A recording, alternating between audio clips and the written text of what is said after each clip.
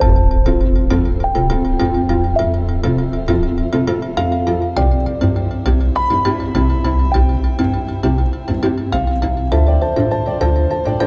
guest today is Yaniv Altshuler. Yaniv's career has been dedicated to the research and development of artificial intelligence. Yaniv earned his PhD in computer science at the Technion in Israel, then completed a postdoc at MIT. Yaniv has published 3 books on the theory and applications of artificial intelligence, as well as over 70 scientific papers and 17 patents. Yaniv has founded multiple companies. In 2007, he co-founded Memoraze, a startup company in the field of behavior analysis in computer games. In 2014, he co-founded Endor, an MIT spin-off financially backed by Eric Schmidt that offers analytics to help understand, predict, and influence the dynamics of human behavior. In 2022, Yaniv founded Meta.ai, a company that helps dairy and cattle farmers produce high-quality food in more efficient and sustainable ways. The company uses artificial intelligence to improve cows' digestion, preventing them from burping too much. By the way, I'm proud to say that AIX Ventures is an investor in Meta.ai. Yaniv, so great to have you here with us. Welcome to the show. Excited to be here. Well, so glad to have you on. But before diving into today's conversation, I'd like to quickly thank our podcast sponsors, Index Ventures and Weights and Biases. Index Ventures is a venture capital firm that invests in exceptional entrepreneurs across all stages, from seed to IPO. With offices in San Francisco, New York, and London, the firm backs founders across a variety of verticals, including AI, SaaS, fintech, security, gaming, and consumer. On a personal note, Index is an investor in Covariant, and I couldn't recommend them any higher. Weights and Biases is an ML ops platform that helps you train better models faster with experiment tracking, model and dataset versioning, and model management. They are used by OpenAI, NVIDIA, and almost every lab releasing a large model. In fact, many, if not all, of my students at Berkeley and colleagues at Covariant are big users of Weights and Biases. Yaniv, you're doing quite the thing here. Meta.ai focuses on improving the diet of cows, and as I understand it, to reduce their burps. Why? Yeah, so many people don't know it, but cows burp a lot. They just do. And when they do, they release a lot of energy in the form of methane. And this energy, when it leaves the cow, it could have been used by it to produce more milk.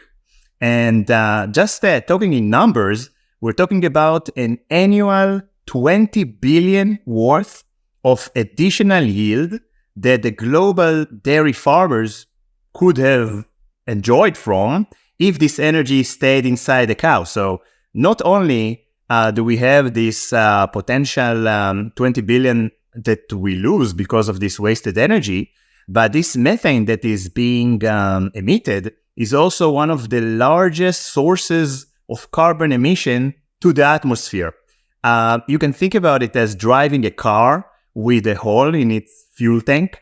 Not good for the car, not good for your wallet, and not good for the environment. So basically, the alignments, the incentives are aligned here to stop this waste of energy. I like this analogy you make here to a leaky gas tank in a car.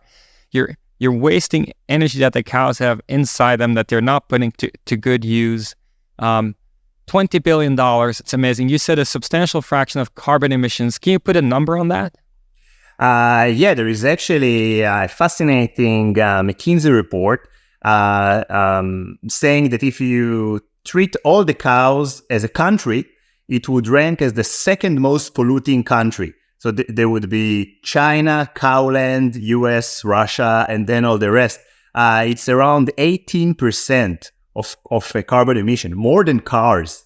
By the way, this is why I got into this field. A couple of years ago, I decided to focus on a big problem, something important, something that I would be passionate about. And I noticed that many people are worried about plastic strains or fossil fuel for cars. But in reality, the big problem is this wasted energy in cow burps. And specifically here, you can help everyone. You can create value for the entire value chain, as we'll, I'm sure, discuss soon when we dig deeper into it. Well, as I understand it, the 20 billion you're referring to, by the way, is gains purely from higher economic efficiency, still not accounting for potentially saving on carbon taxation or earning carbon credits. It's just purely more efficient farming. Is that right? Exactly. And not only do farmers create more milk, or if we're talking about beef farmers, then heavier cows at lower cost, namely at higher efficiency, but also the milk quality improves. The fat content increases, the protein composition improves, there is less inflammation in the cows, lower mortality rate. So the cow well-being actually also improves quite a bit. But, it shouldn't come as a surprise. Cows were evolved for a certain lifestyle during millions of years. And for the past few millennia, we are using them in a different way than evolution intended. So small wonder that they are not functioning in the best way they can. This is why providing the efficient feed additive, the right feed additive, can actually improve it quite a bit. Now, I like this, what you mentioned here. It also makes the cows happier, have a healthier, longer, hopefully more fulfilling to the extent we can understand that life. Yes. When I think about cows and meat from cows or beef generally, there is a notion of grass-fed, and there is, or pasture-raised, and so forth. And then there is raised with often corn or other meals that are prepared for the cows that are in some sense cheaper to prepare, right? Does your technology apply to both types of farming? It's a great question, and the answer is yes. And the reason is that we don't change the actual diet of the cows, but rather we provide the optimal feed additive. There is a variety of feed additives available today in the market. Some are based on citrus extract, some are based on oregano or garlic or seaweed. And those additives are often given in a very small quantity. Sometimes it's even just 1 gram per cow per day. So the cows have their diet. They can be grass-fed. They can be fed in corn or grain or whatever the farmers grow in their fields. And these additives are being given as an add-on. And also cows that are in the pasture can also be given additives that are administered in the form of boluses. These are chunks that are being fed to the cow once every couple of weeks. So even pasture cows can be given those additives. And again, you need to provide the right additive, because if you just provide some arbitrary additive, most chances that you would get an inferior efficacy, if not zero efficacy at all. So this is in fact what we do. We help farmers find the right additive for their herd at every point in time. Yaniv, you actually come from an AI background, and everything you described so far, at least on the surface, sounds like biology and chemistry. And I'm sure there is some biology and chemistry involved. There must be. But your background is in AI. How do you apply AI here? Does it even matter, or did you just switch and thought this was more important than working on AI? Well, this is actually a great example of applicability of AI. My background, my PhD was on swarm intelligence. And swarm intelligence is basically the theory of very large dynamic systems with lots of noise and lots of data that is constantly changing. And in such systems, you have to develop dedicated mathematical techniques in order to be able to predict them and design them. Let's give an example. Imagine you have someone who got lost in the forest and you want to find them, and you have 500 drones. And the drones are very simple. They have a very low range communication and also very limited sensors. And you don't really care which drone would find this specific individual. What you care about is that they will be rescued.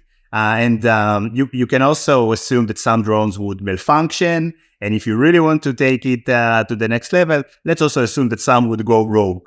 But still, you want to make sure that this swarm will be able to fulfill its mission as fast as possible and with as little drones as required in order to save on costs. So this is a good example of a swarm, how to design such a system, how to analyze its performance. And in fact, I actually published a book dedicated solely to this. It's the cookbook of designing a swarm of drones. And by the way, if you want to just get a sense of how fast science is progressing, when I did my PhD 15 years ago, it was very difficult getting those papers published because it's the theory of thousands of drones working together. I got this feedback. Who cares? I mean, who would ever have thousands of drones? Sorry. And then 10 years later, I was contacted by a scientific publisher, Springer, and they asked if they can publish my PhD as a book because suddenly it became, a swarm of drones. Of course, this is the future in just a decade. So this is an example. And then when I did my postdoc at MIT, what we realized is that the same paradigm can be used to a great variety of other domains and fields. For example, transportation. I spent 2 months in Singapore working in a very fascinating joint project by the Singapore government and MIT, where we had access to all the sensors embedded in the roads in Singapore and to the taxi rides. And the goal was to predict anomalous disruptions in traffic. And you may say, well, let's use some transportation model. There are such models from the 70s.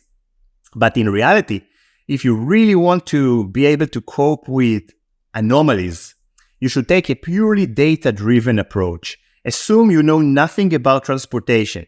Assume that the only thing you care about are objects, their interactions, KPIs, information. Let's think it in information. And when you do that, then you can actually develop robust analytics that can even outperform dedicated models. Let me give another example before we go back to the cow burps. Financial systems. Still at MIT, we worked with DARPA, and we were given billions of encrypted credit card records. And DARPA, the Ministry of Defense, wanted to predict civil unrest and violent riots. And if you have the data, maybe you can try and look for people who are buying, hoarding mineral water or buying weapons. But if the data is encrypted, what can you do? Again, if you just take a purely data-driven approach, you look for patterns in the data without knowing what they represent. Encrypted transaction, without knowing who is whom, without knowing what they actually purchase. If you find correlations and patterns and you can associate them with previous events of the kind that you're looking for, we demonstrated that you can actually predict such events. Now, going back to the burps and the cows. The way we predict it is by taking microbiome samples. We take small samples of the microbe that live inside the cow's rumen. And this is a routine procedure. It can be done on site by the farmers or the veterinarians. And it's just a handful of cows, 15 cows from the herd. You don't need to take, large number of cows. And we send it to genetic sequencing. And we operate on the data that is the genetic data that is derived from this sequencing. Now, the state-of-the-art research in this field assumes that you're taking this data and you're trying to reconstruct the microbes, and you're looking for microbes that you are familiar with, microbes that you know produce methane. But the problem is that this approach is very limited. It looks just at what we already know. So it's the known knowns. And sometimes 90% of the information of the raw data gets thrown away because, again, we're looking for the genes or the microbes that scientific literature was already, is already familiar with. And actually, the most interesting information is found in the long tail, all these exotic microbes, mutations, microbes that may be familiar to the literature, but may be found just in small quantity in the cow. So they would not appear in the analysis of the state-of-the-art techniques. So what we do is take, again, a purely data-driven approach. We look at the raw data.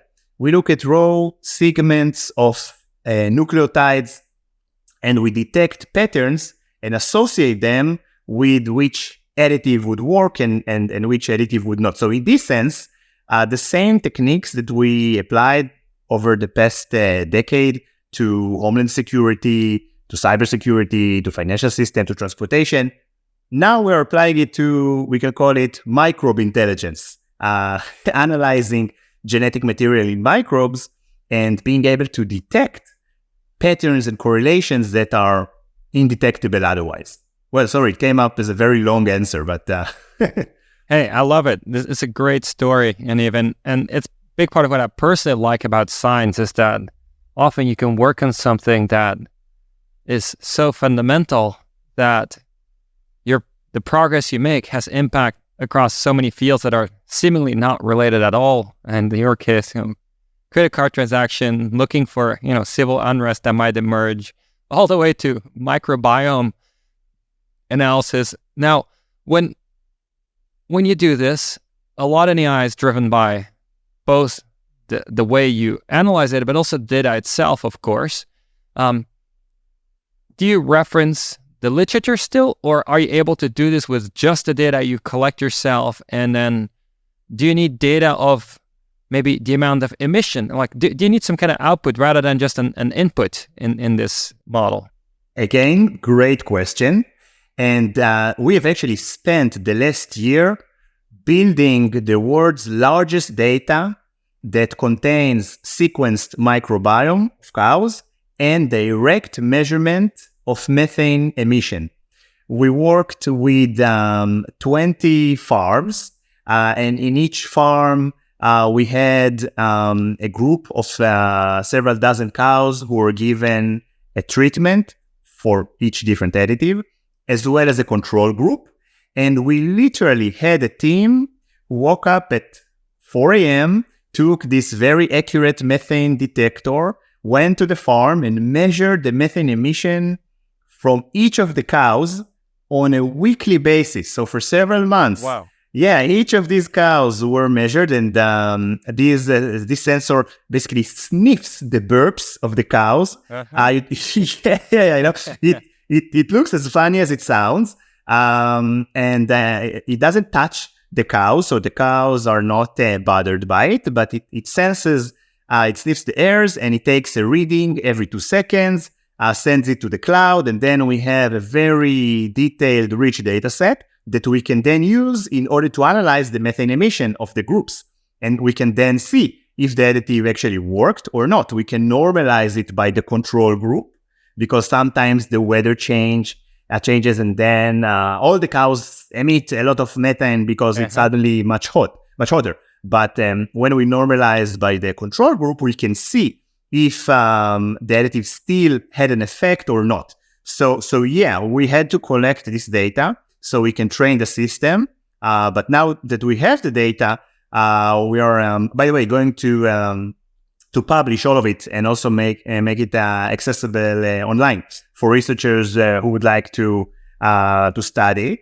Now we can actually show that the technique can actually work by predicting the future efficacy of the additive. When I think about these additives, what should I think of? Is there maybe like 5 different additives that you mix in different proportions, or is there just such a super wide spectrum of things that it's almost infinite of things that you could decide to synthesize? So as I said, we work with commercially available products. We've experimented with 5 different additives, each taking a completely different biochemical pathway. We can very easily onboard new additives. We actually do it even now as we speak. We're experimenting with 3 other new additives that we basically train our system to also be able to predict. And to your other question, currently we do just a prediction for each additive regarding its specific efficacy. Is it going to work or not? Because the data is so scarce that it's better to do it this way from a statistical significance point of view. However, in the future, what we intend to do is also to offer a mix of additives and also show that it can produce a much higher reduction. I can give you an example so the numbers would be clear. There is a leading additive that is widely used in the US that is known to reduce 8% of the methane and also slightly increase the milk yield. However, when we tested it in a variety of farms, what we've noticed is that in about 1/3 of the farms, this additive had almost no effect at all. So 1 out of 3 farmers who would use it would basically be throwing their money away. Not only this, they would become very frustrated and would likely not be interested in using this additive or any other additive in the future. Whereas what I didn't mention before is that the microbiome of cows constantly changes. It reacts to pathogens, to changes in the weather, to changes in the diet. So it can very well be that this specific farmer for which this additive did not work, maybe in 3 or 4 months' time, this additive would actually work great. But we would never know because after a few months of zero efficacy, they would probably stop using it. So this is one cohort. However, there was also another 1/3 of the farms for which the efficacy was double. We even had a few farms that reduced 20% in their methane emission. So imagine if you knew in advance which those farms are going to be. Imagine that you are the regulator, USDA, for example, and you would be able to offer subsidies for these specific farms because you know that you're going to significantly increase yield and reduce methane. Imagine that you are a cooperative and we are working with the US largest cooperative, dairy cooperative, and the cooperative should be providing value to the farmers. So again, by adopting our technology, they would be able to prevent farmers from losing their money when these additives are not going to work and gaining a boost in the efficacy when we predict that it's going to work well. And by the way, this is actually also in the best interest of the feed manufacturers themselves, because they don't want a customer that uses only once and become frustrated. They actually want to direct their marketing resources and attention to the farms for which it is likely to produce a very high impact. So again, everybody's incentives are aligned, which is what's so great about it. It's a non-zero-sum game. We use the microbiome in order to basically win against inefficiency. Now, this all really resonates. I have many follow-up questions. First one is, am I correct in understanding that the prediction problem you are solving is, given the microbiome sequencing data and given a particular supplement, will it reduce methane emissions and by how much? Is that right? Exactly, for this specific point in time, because in 3 months' time, the microbiome sampling of cows from this specific herd may look completely different. And that brings me to the other question that's been on my mind for a while now, is you always talk about the herd, the entire farm. You have 12 representative cows, let's say, that you measure on, and you then seem to apply it to all of them. How do you know that they all have effectively the same microbiome? Why is that? Yeah, it's a great question again. There is a very strong homogeneity of the microbiome within cows of the same herd. They eat from the same place. They lick each other. They're not so hygienic. And by the way, even people who live in the same house share similar exotic microbes. And we are much more hygienic than cows. So yes, there is a very strong homogeneity within the herd and a very strong heterogeneity between different herds.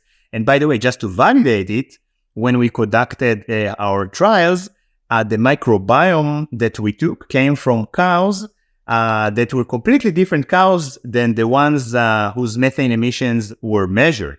So you take microbiome from a certain group of cows, and it's valid for prediction of the efficacy for the entire herd. I mean, everything is statistical, right? I mean, there may be one cow who would still produce lots and lots of methane, but statistically speaking, it's of a very strong prediction power. Now, one thing, Yaniv, I found very intriguing, if I heard it correctly, you're going to publish the data, the findings.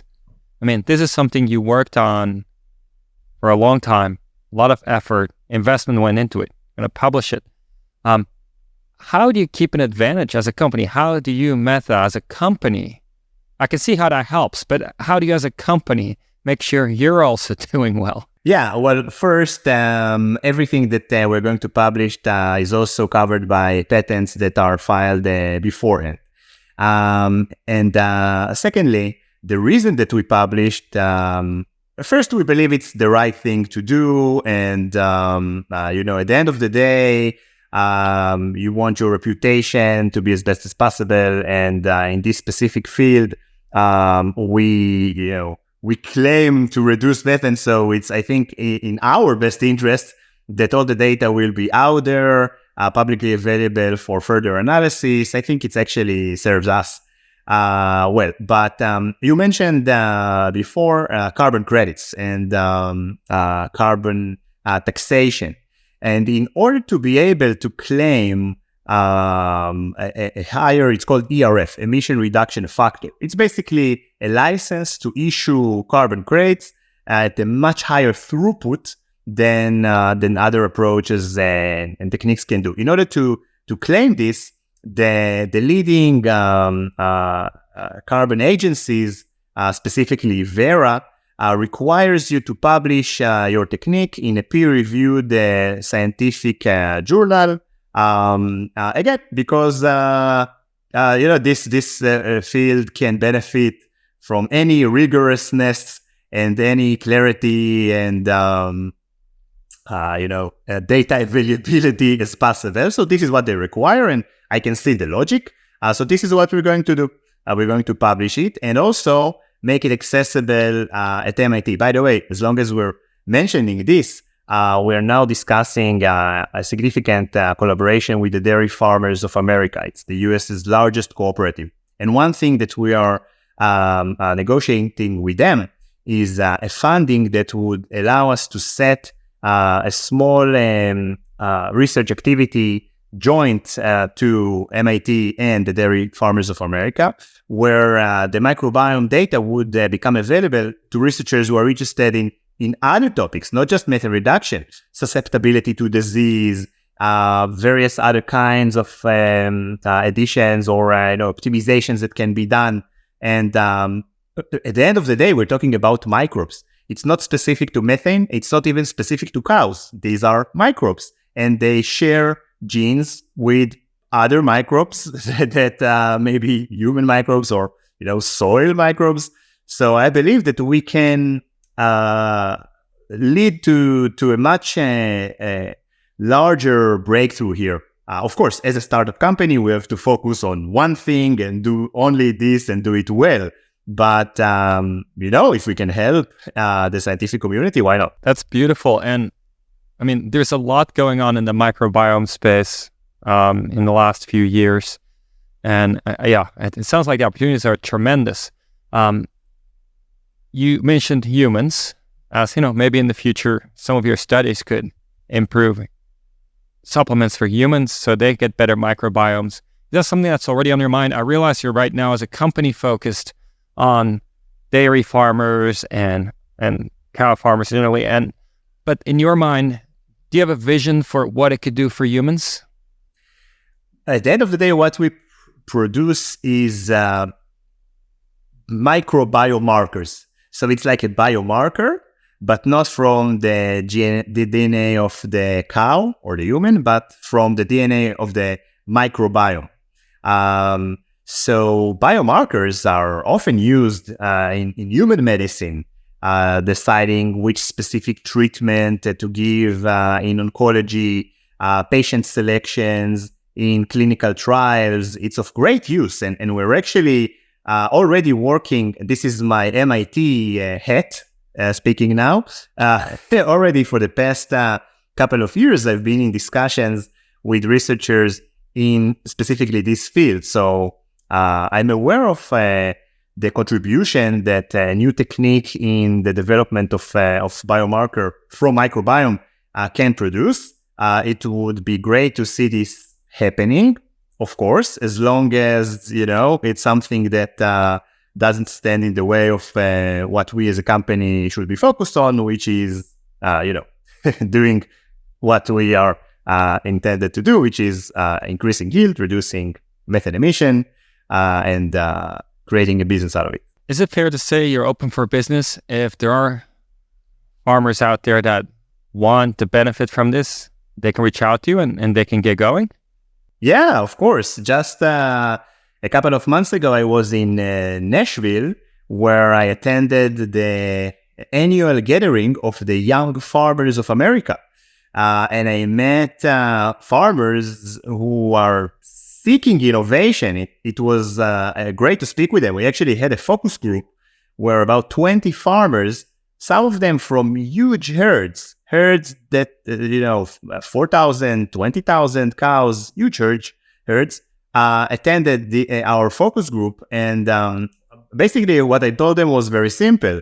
Some of you already have budgets in place for additives.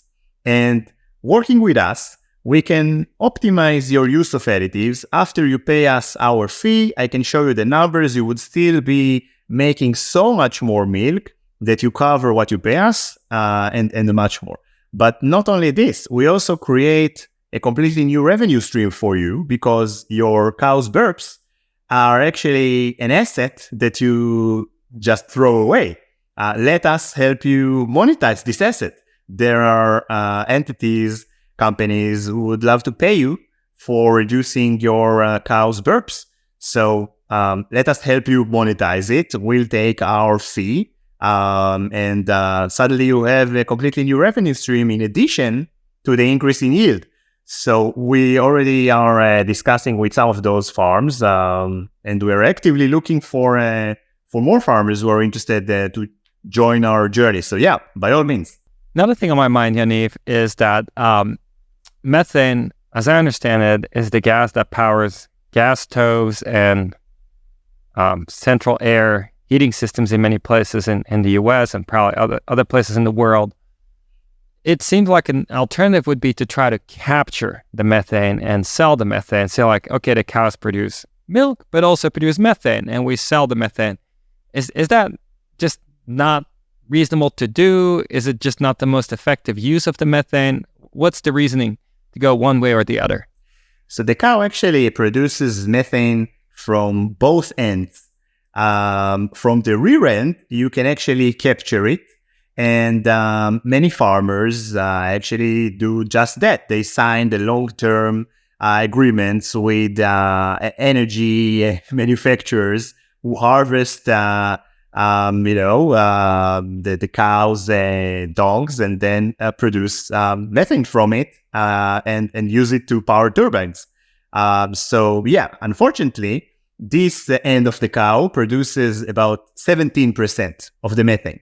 Most of the methane is being released from the front in the form of burps. So now you have the problem of what are you doing with this methane? It's actually similar to flaring. in oil rigs in the deep sea, you often see this flare, which is, again, the methane that would be too expensive to ship back to land. So they either release it to the atmosphere or they burn it.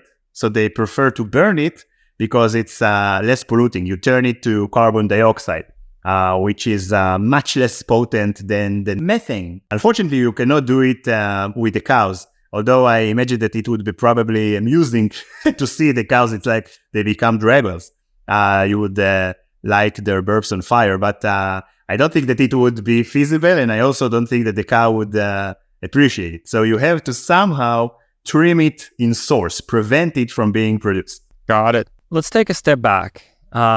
You've done a lot in your career. Meta AI is your latest company, super exciting.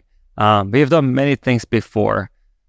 When did your interest in artificial intelligence start? I would say that, I've been doing it for the past 20 years, starting in my bachelor degree, and then throughout my PhD and postdoc at MIT.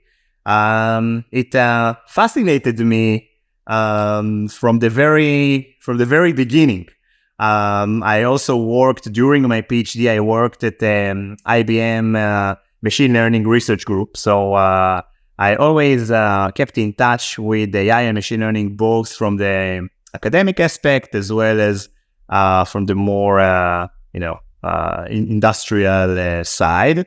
I was always a great believer in AI, although I have to say that I never predicted we would see something like GPT-4 so soon. So we always, those of us who are believers in singularity theory and have read Ray Kurzweil's books, know that you have to think in terms of exponential changes. And most people find it very difficult to think in terms of exponential changes.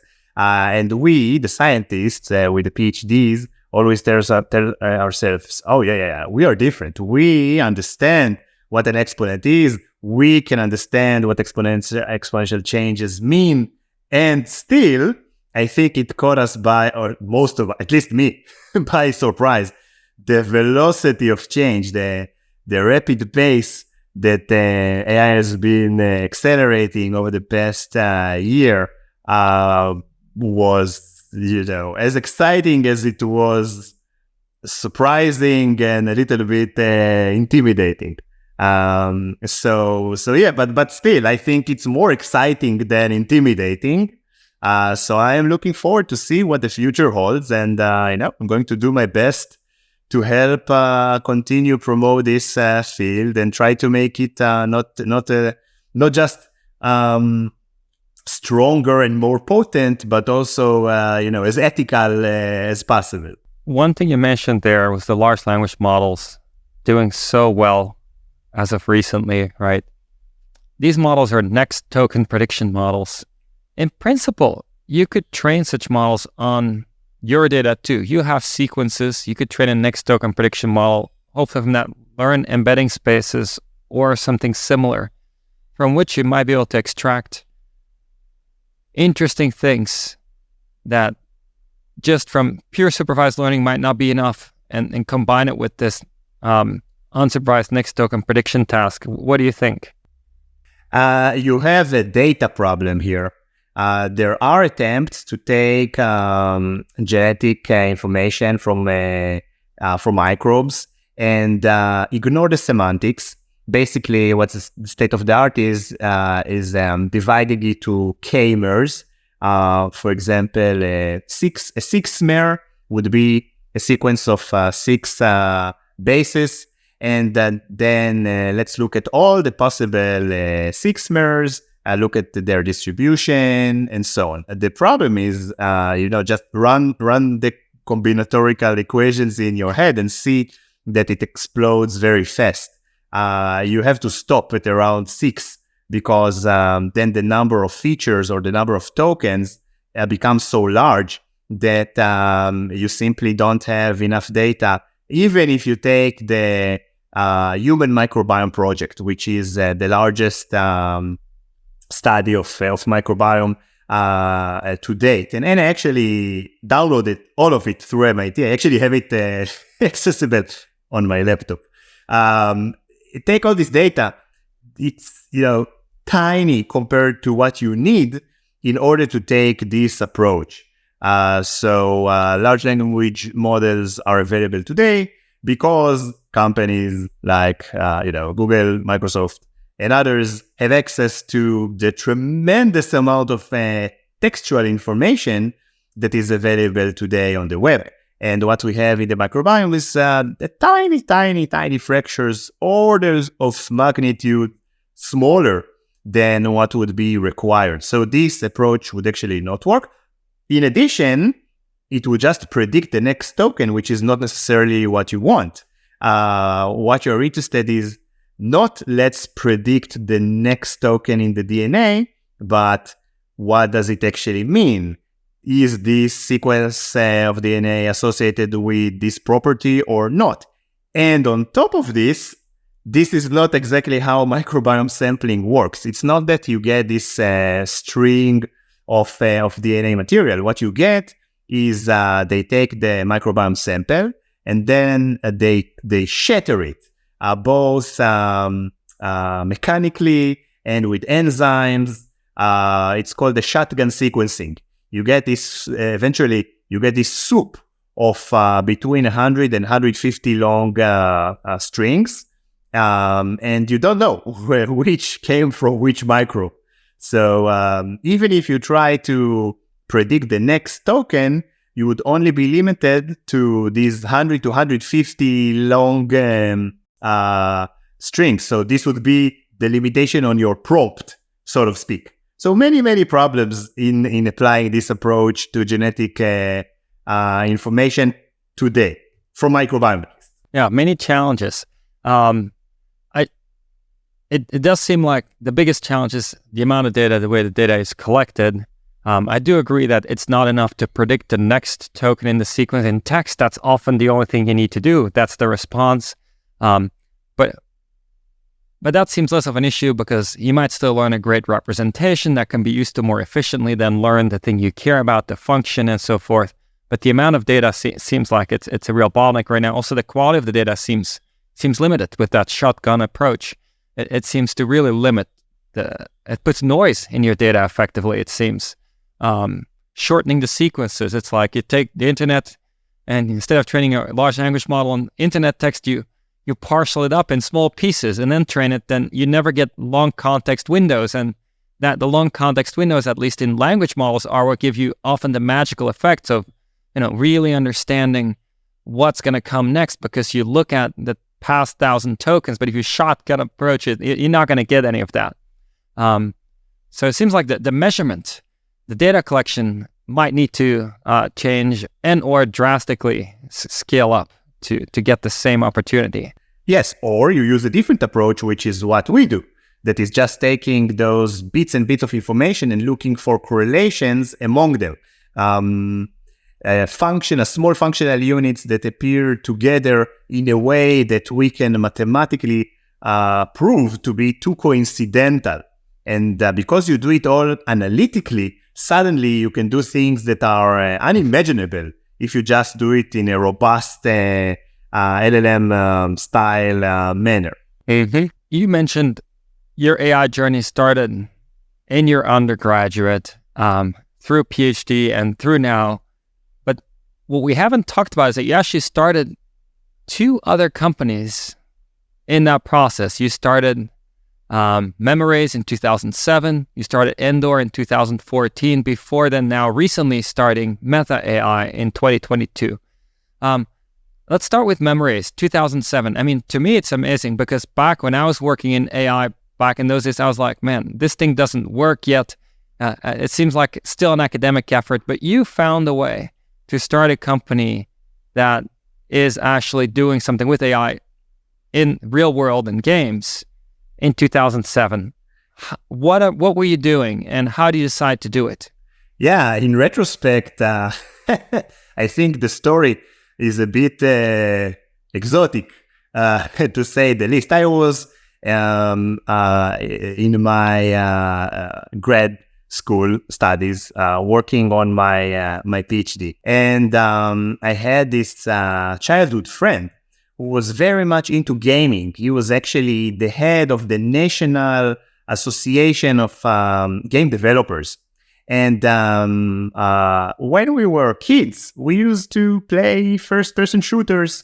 And I think that I'm dating myself now, but I'm from the generation we used to play Doom 2 and Quake and Counter-Strike Source. So, so my friend was telling me, these are great games, but it seems that something is missing. I mean, we spend so much time playing these, and sometimes there is this moment that I want to capture, this great achievement that I want to, record. And yeah, I know that I can install this piece of software that would record whatever I'm seeing, but first of all, not so practical. Second, it sounds, pretty dumb that I need to do it manually. Can there be something that would do it for me? Something that would identify highlights? Now, I know that what I'm describing now exists in 2023, but in 2007, it was considered a bit of a science fiction. So what we've done was we started a company and developed a software tool that can integrate in game engines, can take the raw data from inside the engine itself, and use behavioral analytics and AI in order to detect highlights, detect moments that we trained it to recognize that gamers would flag as highlights. And we then started to sign agreements with server operators. And we actually got it installed on more than half of the servers of Counter-Strike globally. And wow. Yeah, I can imagine us two grad school students self-funding this with a little bit of government support and a little bit of angel investing.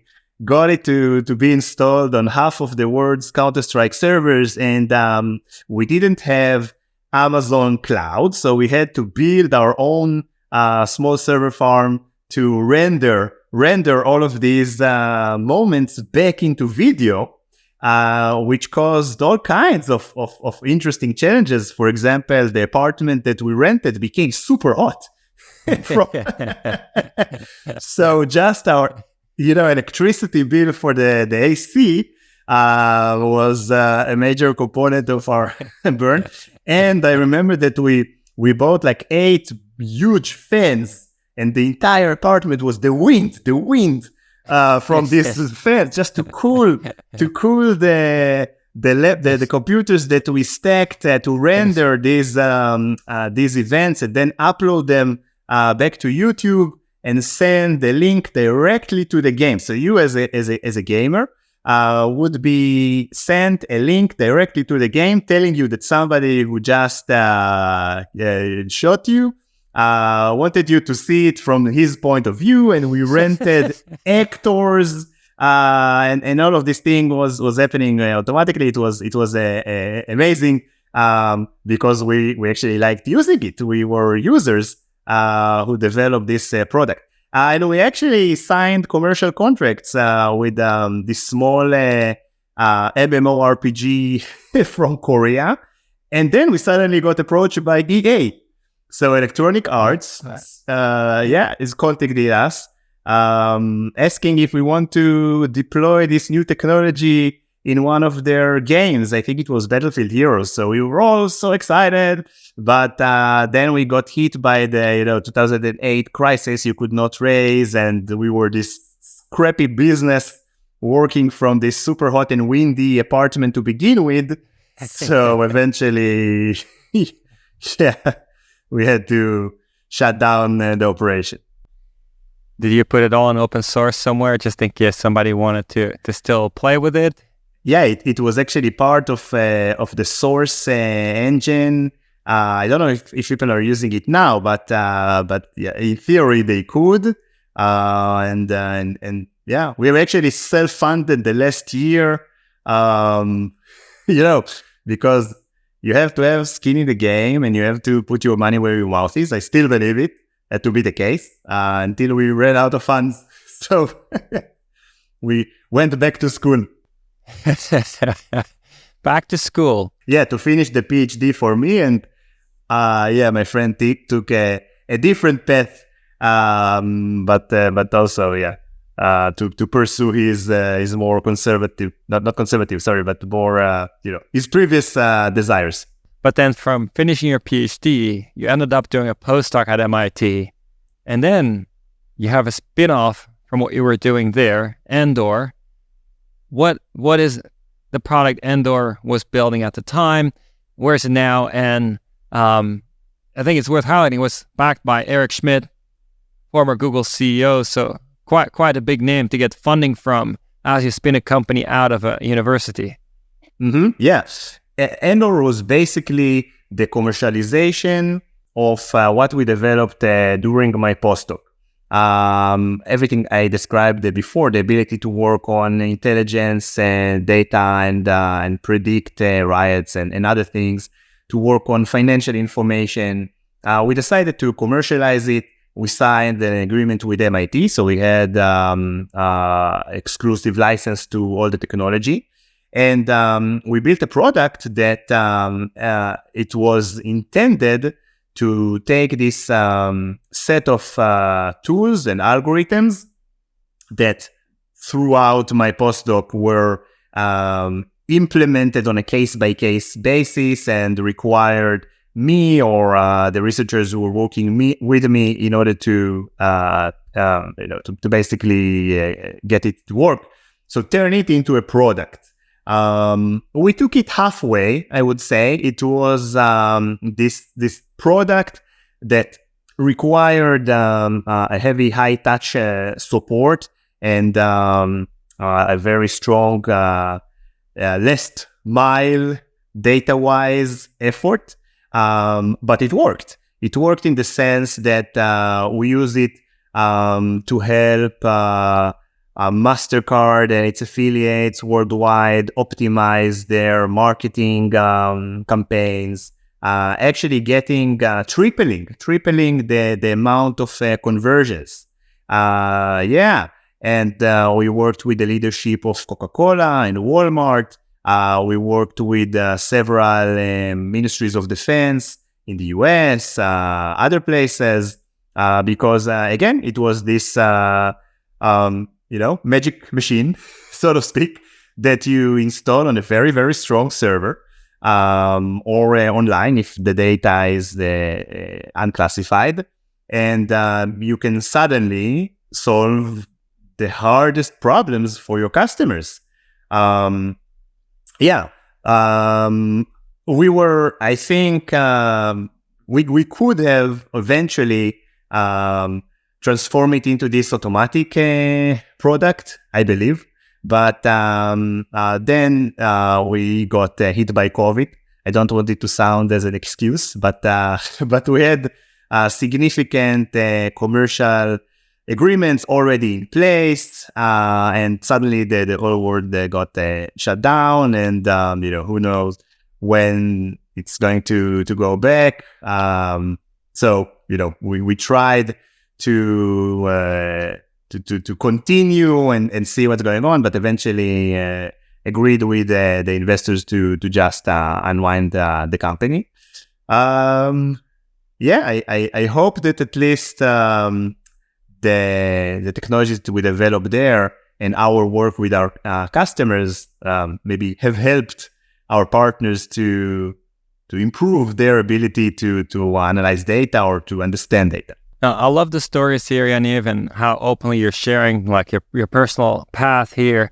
I'm curious, when you reflect on your 3 entrepreneurship journeys so far, you have any advice for people who are thinking of starting their own company? what are some things that you think are important to keep in mind or to look for or to maybe take pause or really jump on something because it's the right opportunity? Well, my main lesson from Endor is that generic machine learning is very difficult, if it's impossible at all. You have to pick one use case. You have to know exactly what you're doing, A to Z. You have to understand everything from the first initial discussion with the customer to the retention and customer success, and to make sure that it's repetitive and replicable. So one use case, do it right, get it done, scale. And I have another funny story for you. I have met... when we just started Endor, I met with Joe Lonsdale from, among others, Palantir. And we discussed technology and science, and he's a bright individual. It's really fun speaking with him. And at one point he said, well, I'm now investing in many other things, and I have my funds. And after Palantir, my investors, my LPs, basically allow me to do anything I want, except for one thing. I cannot invest in generic machine learning. Other than that, everything goes. And it took us a few years to understand why he said what he said, and to understand this lesson of focus on one single use case. But regarding memories in a different life, it could have been, a huge success, because we were actually already there. We were already generating a little bit of revenues, got approached by EA to basically implement it as part of their leading game. So, in a different life, maybe I would have had a nice exit during my PhD. But I'm happy with where I am. Yeah, I mean, for memories, the way I would look at it then, if I can play that back a little bit, is that the macro conditions can really also affect the trajectory of a company. In that case, the banking crisis in 2008 affected many companies, including memories. And so macro is there, sometimes gets you or sometimes helps you, right? It's it's interesting. Now, clearly, Yaniv, you've been keeping very busy. Do you ever get time to just unwind, relax, and what do you do? Well, as a founder and CEO, most of my time is dedicated to the business, of course. However, when I do have some free time, I really believe that it's important to spend it with the family. So, wife and kids. They grow up so fast, and it's basically the most important thing you have in life. So it's important to make sure that you do find the times for this. And when I have some times in between, like in airports and during flights, where maybe I'm finished my chores and I need to unwind and do something else. Of course, I love reading the latest and greatest in AI, because there are so many interesting things that come up every week. And I also love keep in touch with the developments in crypto, and specifically Bitcoin. So I discovered Bitcoin back at MIT 2012. I think that makes me a little bit of an OG. So I discovered the technology and was amazed. Came back home, and people said that I was blockchainized, because I became this Jehovah's Witness, telling everybody, this is the future, this is the future. Put all of your life savings into Bitcoin. And so, reading about it, listening to Michael Saylor's discussions and chats is always fascinating. It's not so often You see someone who was at MIT, was supposed to be an astronaut until they found, I think if I remember correctly, something in his heart, I think.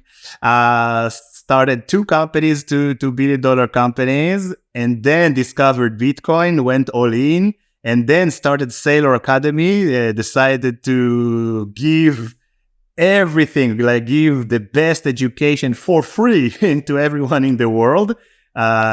So Michael Saylor's stuff is something that always gets me going. It's always a pleasure to listen to. That's it. I don't have more time, and I like to I like to run and do CrossFit because it basically. But it's a trick to get you going and do more work. It's important to take these short exercising intermissions. Well, Yaniv, I really enjoyed this conversation. Thank you so much for making the time. Sure, thank you. I enjoyed it as well.